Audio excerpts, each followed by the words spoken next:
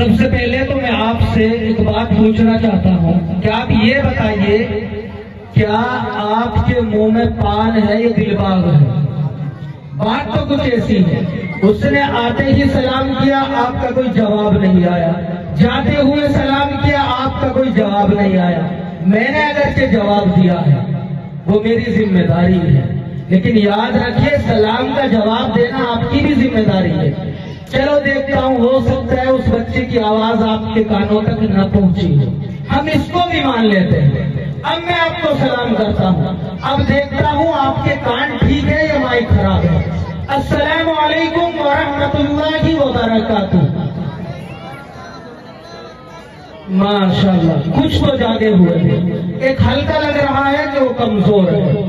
آپ بھی تھوڑے سے مضبوط ہو جائیے، اس پروگرام کو بنائیے، یہ پروگرام آپ کا ہے، یہ پنڈال آپ کا ہے، یہ علماء آپ کے ہیں، یہ مدرسہ آپ کا ہے اور ہم بھی آپ کے ہیں۔ تو بس اس پروگرام کو بنا لیجئے، یہ کرسیاں جو آگے خالی ہیں ان کو پر کر لیجئے۔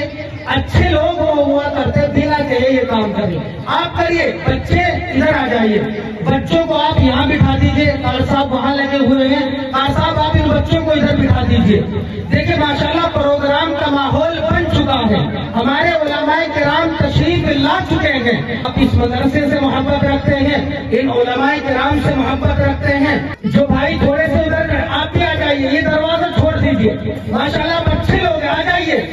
دیکھیں میں آپ کو بتا دوں، آپ نہیں جانتے کہ کس شخصیت کو یہاں بلایا گیا ہے۔ ایشیا کی عظیم دینی درسگاہ جامعہ مظاہر العلوم سہارنپور کے مفسر قرآن استاد حدیث، جن کا درس علماء کے درمیان، ان درسگاہوں کے درمیان بڑا ہی مقبول ہے، اور ان کی خطابت کا چرچا آپ کے اس ضلع شاملی یا ضلع مظفر نگر کے اندر نہیں ہے، بلکہ ضلع سہارنپور کو آپ چھوڑ دیجئے، مختلف علاقوں کے اندر چلے جائیے اور اس شخصیت کا نام لیجئے جس کو ہم حضرت مولانا محمد ساجد صاحب دامت برکاتہم کے نام سے یاد کرتے ہیں۔ وہ آپ کے درمیان تشریف لا چکے ہیں۔ میرے آپ بس اس محبت کو برقرار رکھیے اور ان کو بتائیے کہ ہم کس طریقے سے اور کتنے اچھے انداز میں علماء کو سنتے ہیں، ان کا اکرام کرتے ہیں، ان کا استقبال کرتے ہیں۔ تو آئیے میں اپنے اس پروگرام کا باضابطہ